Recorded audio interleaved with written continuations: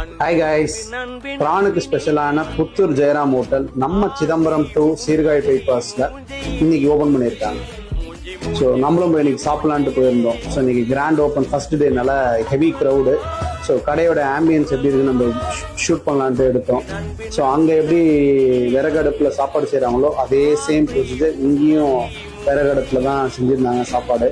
வெளியில் பார்த்தீங்கன்னா கடை ஃபுல் இன்னைக்கு ஃபுல் க்ரௌடு. ஸோ ஆல்மோஸ்ட் ஒரு 70+80+ டேபிள்ஸ் இருக்கும். உட்காந்து சாப்பிட்ற அளவுக்கு ஸ்பேசியஸான பெரிய இடம் தான். ஸோ வெளியில் பார்த்தீங்கன்னா அதே போல் சிக்கன், ஃபிஷ்ஷு, எறா ஒரு சைடு ரெடி பண்ணிட்டு இருந்தாங்க கண்டினியூவாக.